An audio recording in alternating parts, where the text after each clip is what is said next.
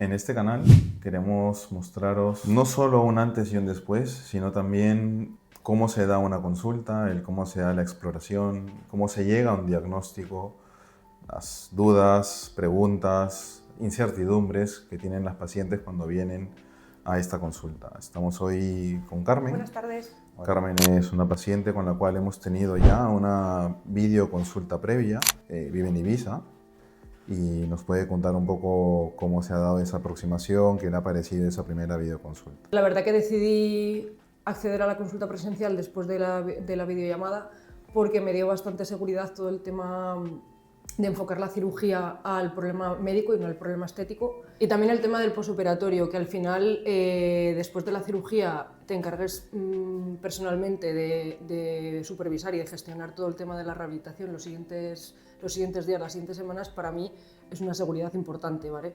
El no salir de la cirugía y irte a tu casa, porque entiendo y me han explicado que al final la recuperación es casi tan importante o más como la cirugía. Entonces, para mí eso es un punto muy a favor para haber decidido realizármelo contigo.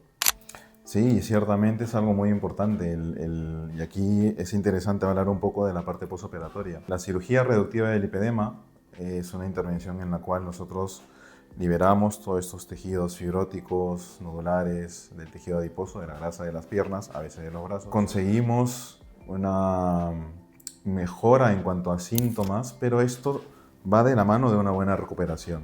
¿En qué consiste esa recuperación o de qué trata este posoperatorio? Pues este posoperatorio está llevado en muy buena parte por unas fisioterapeutas que están especializadas en hacer drenajes linfáticos manuales, en unos métodos en los cuales se hacen movimientos pasivos de las piernas, de los pies, para mejorar la circulación, la inflamación, el edema posoperatorio.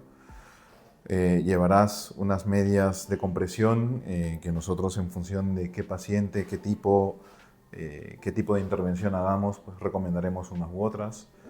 Es muy importante individualizar el tratamiento, no solo desde el punto de vista de la descarga quirúrgica, sino también de cómo hacer el posoperatorio. Usamos, en función de en qué momento del posoperatorio te encuentres, ciertas tecnologías como las ondas de choque que nos permiten también disminuir esa carga inflamatoria, mejorar el aspecto microcirculatorio. Entonces, como ves, y efectivamente es tan importante estar bien operado como tener un posoperatorio correcto, evidentemente en buenas manos, manos especializadas. De cuándo puedo volver a hacer vida normal, cuándo puedo volver a trabajar. Es una pregunta absolutamente válida. Todo el mundo quiere, pues, estar recuperado, volver a sus actividades cotidianas, a su día a día.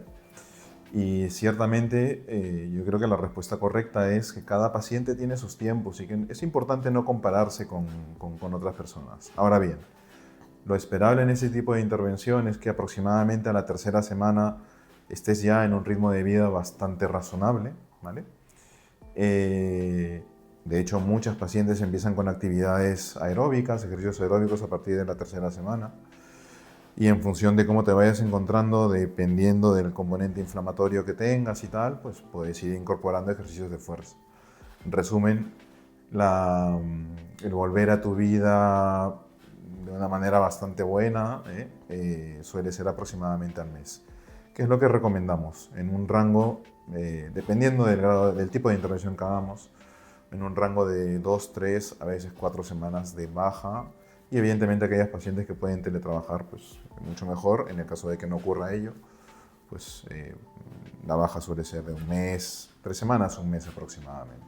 Bueno, tras la historia clínica, pasamos ahora a hacer la exploración física y la ecografía Doppler, en donde vamos a valorar cómo está ese tejido adiposo, pero fundamentalmente la parte venosa también, que es muy importante, por dos razones. Esto es algo que preguntan muchas veces y se confunde también porque se solapan los síntomas de pesadez, inflamación con los problemas de varices o insuficiencia venosa. Entonces, nosotros en la ecografía Doppler lo que hacemos es determinar cómo están esas venas, si están dilatadas, insuficientes, la red colateral. Es importante también de cara a la planificación quirúrgica para ver por dónde pasan las venas, porque ocurre que en algunas ocasiones esas venas pasan en un plano superficial y de cara a la intervención es importante saberlo para hacer el menor daño o no hacer daño a esas venas. En la exploración física lo que hacemos es, lo primero, lógicamente, una visión ectoscópica, es decir, una valoración visual del componente inflamatorio, del volumen, la proporción y demás. Este volumen que abarca desde la zona del tobillo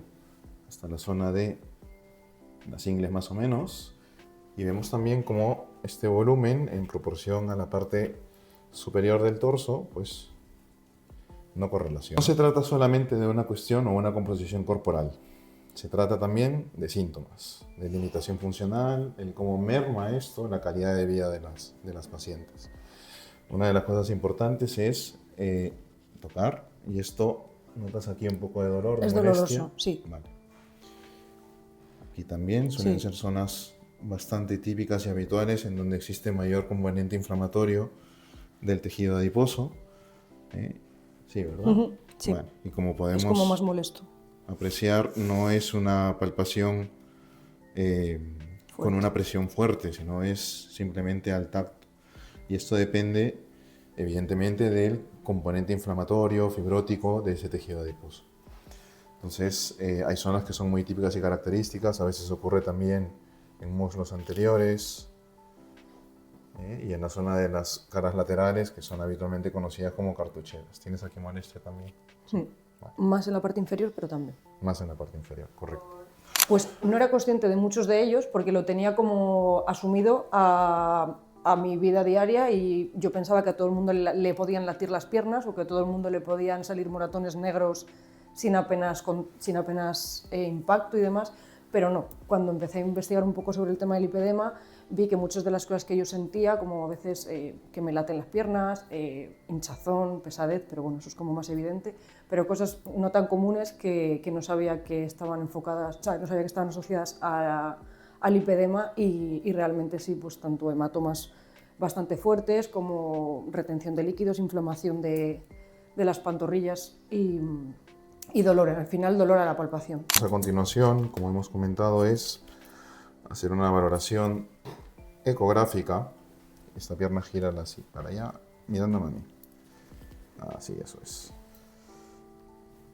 Y valoramos esta bolita negra que ves ahí. Es la vena, ¿sí? Todo por su sitio, por la fascia intersafénica. Esto de aquí es el tejido adiposo, que tiene, como hemos comentado ya, pues esa desestructuración de la fascia, un aspecto nodular. Si bien es cierto, la ecografía y realmente no existe la herramienta diagnóstica del lipedema, y eso es muy importante. Estas son cosas que se pregunta, evidentemente, pues uno intenta tener la mayor cantidad de herramientas a disposición para poder dar la mejor aproximación diagnóstica, pero a día de hoy no existe la prueba que diga esto es positivo y por lo tanto tienes lipedema. No, realmente hay que hacer una exploración completa, física, clínica, ecográfica, y en algunas ocasiones es necesaria otras pruebas como la linfoamarafía. En este caso no es necesario, dada la clínica que tiene nuestra paciente. Vamos a pujar un poquito hacia afuera, puja, vale, relaja, perfecto.